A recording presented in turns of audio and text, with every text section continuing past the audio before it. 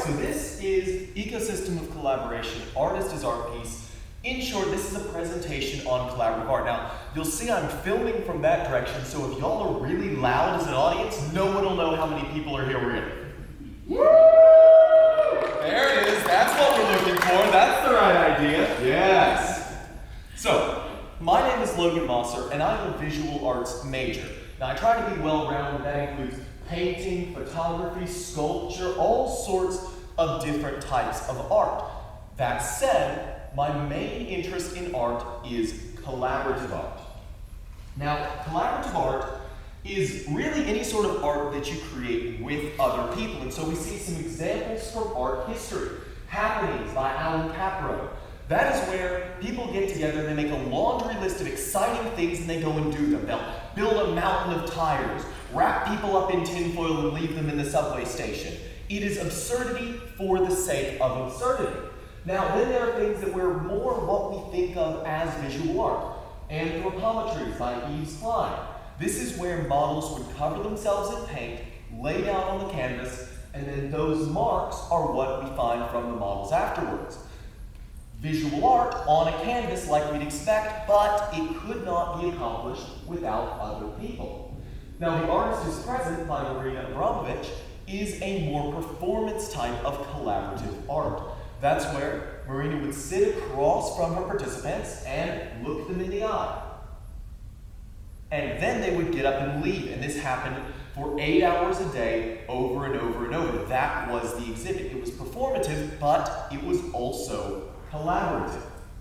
Now, I believe there is a dual value in collaborative art. Firstly, for the artist, collaborative art brings you possibilities that you could never expect. When you start a painting, it can change and develop as you go, but you are the sole arbiter of where each brushstroke goes. With collaborative art, every single person involved in the art piece is an unknown variable. It is exhilarating. Now for the participants, everyone can be an artist in a collaborative art piece. There is no pressure, there is no stakes, there is no grade. When you arrive at a collaborative art piece, you have the freedom to express yourself in a creative way without the pressure of, oh my gosh, is it going to look good? It doesn't matter. Now, I want to start by telling you about my first collaboration, as creatively as possible. Now, this was for a concept and creativity class where we were to make a video assignment about art. And so what I wanted to do is I wanted to make a video essay exploring how people destroy different objects in creative ways. Can I tell you a secret? Yes.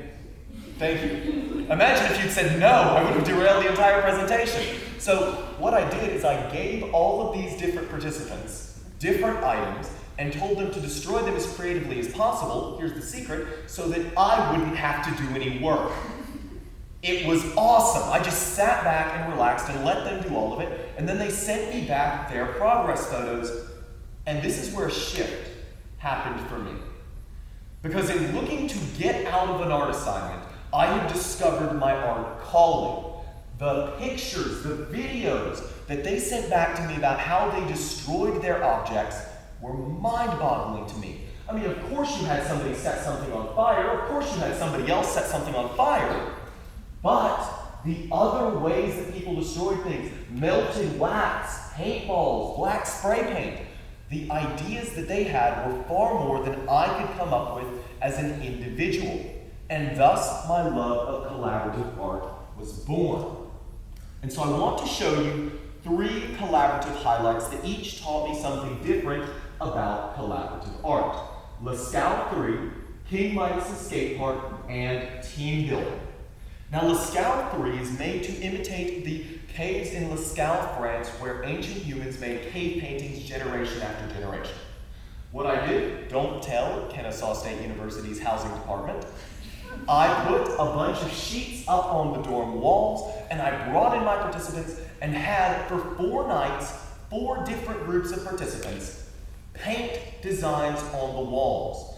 And the results we got from this are here. Depth, intricacy that I could not have possibly created as an individual artist. And I hear you thinking, Okay, but an artist could create this. If they painstakingly went in and copied the detail, yes. Visually, it is copyable, but I maintain that visually it is not creatable. There is an element of randomness, an unpredictableness to participants, to other people, that makes this art form unique. Now moving on, I want to talk about King Midas's skate park. King Midas's skate park is, we have our participants on skateboards, scooters, rollerblades, skating over a black canvas, smearing paint this way and that. Now, I learned something, which isn't the takeaway, but rolling on paint, paint is slippery and it is dangerous. But the actual takeaway is that a collaborative art piece does not have to end at any point. You can keep reinventing it as you go. Let me explain. Once we finish skating, I have this draped out in my dorm room. Thank you to my roommates for allowing me to take over the living room. And I didn't like it.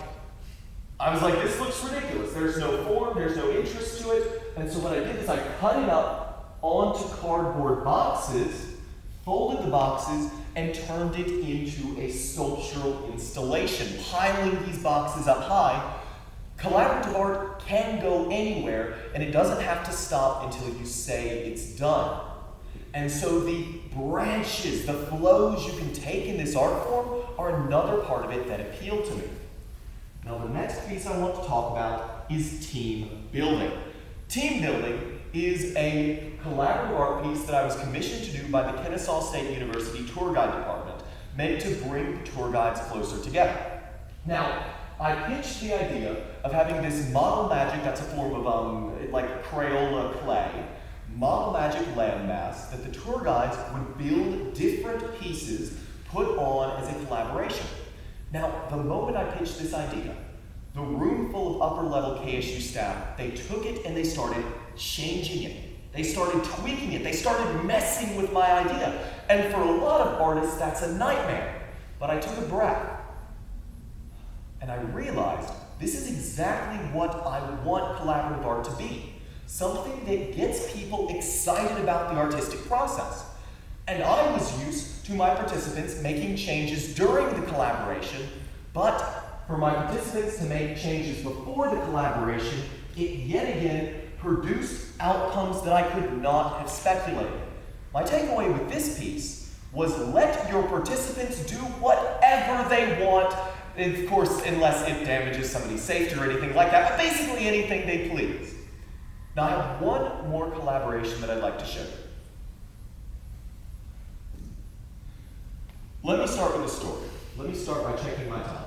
Now, on my birthday, my wilder freshman party years behind me, decided I was going to relax. I told my friends, let's put on a movie, let's get some sculpty clay, let's just all sculpt together, it will be wonderful.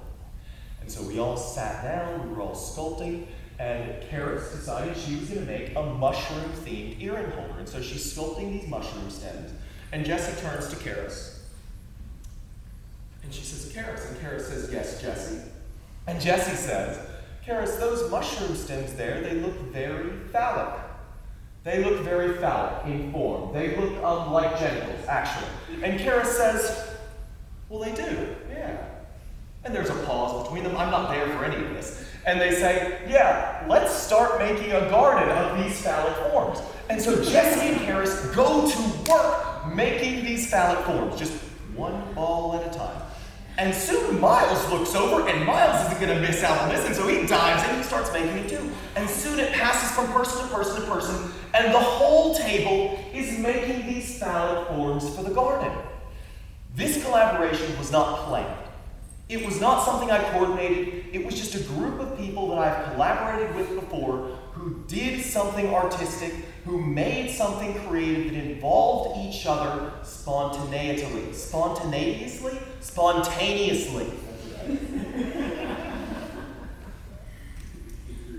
Collaborations are very simple. All you need is an idea, plan it for a minute, invite people you love, create, and then look back on it to appreciate why it works. I genuinely believe that this art form is the gateway to everyone considering themselves an artist. Art art is something that requires practice, technique, planning. And yet, everyone can be an artist. Now, if you're looking for inspiration, I recommend Alan Capro. He's one of my inspirations as far as collaborative art goes. But with that, I very much appreciate your time. Thank you so much for listening. Thank you so much for being here. And I've been Logan Mosser.